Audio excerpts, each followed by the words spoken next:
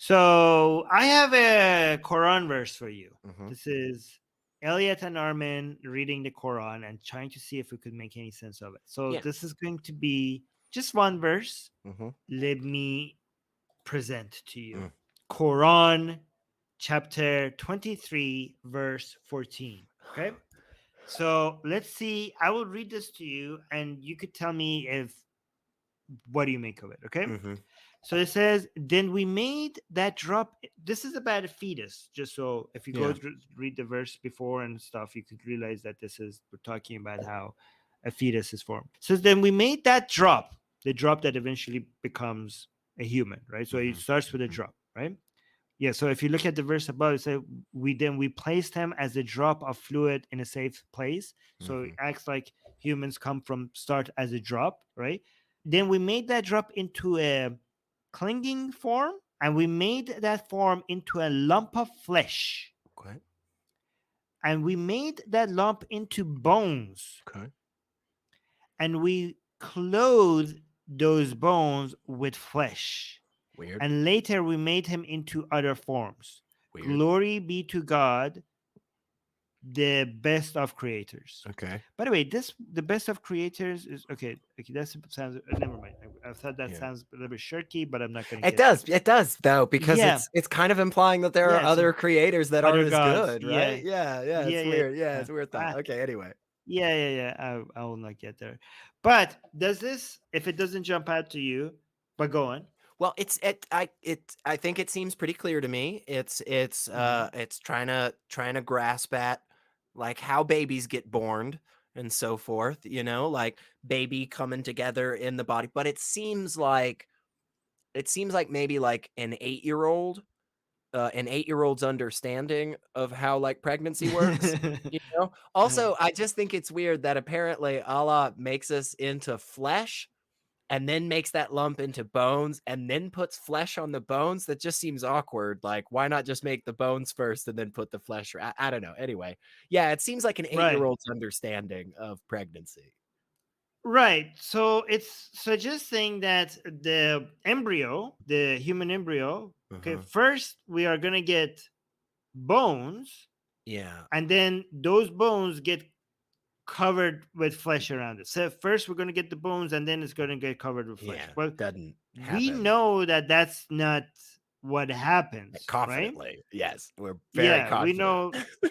Yeah, so our current the modern scientific understanding is that the muscles and the initial cartilage, right, the Hmm. preliminary cartilage that eventually turn into bones, they form at the same time. Yeah. That's my understanding of how this works. That's what we learned in school. Yeah. We also don't Yeah, and then start from also a drop. That's just kind of yeah. weird. I think this is the verse I've heard some people say as a blood clot, like we start as a blood clot. And then they've said, Yeah. oh, the It's scientific miracle, the Quran knew this, and now we know no, this. And yeah. it's like, no, that's just not true. We don't start. That's never the case. Yes. That's just never the case. It's a zygote at that time, or like what is it? A blastocell, blastoise. I'm saying that wrong, I'm sure. But yeah, we know it's not like this. We know this is not the process. So this does not sound at all like what we know the No, process is now, no. but it does sound like something else.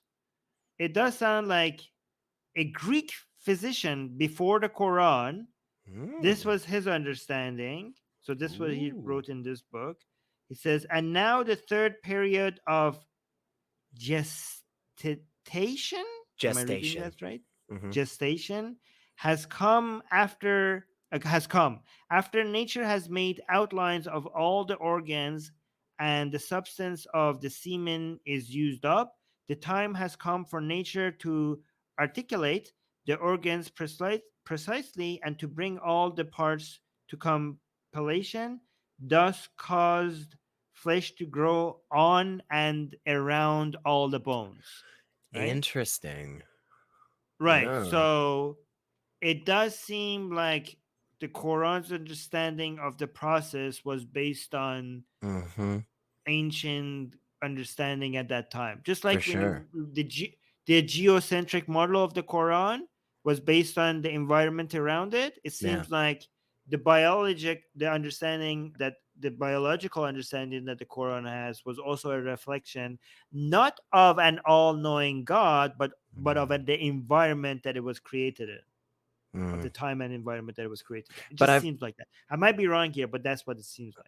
I've heard, Armin, I've heard that Allah's word is eternal No. and unchanging, right? Like, Yes, wouldn't Allah? eternally wrong. Oh, yeah, that's what it is. Eternally wrong. There you go. And unchanging because it's still wrong. It's still right.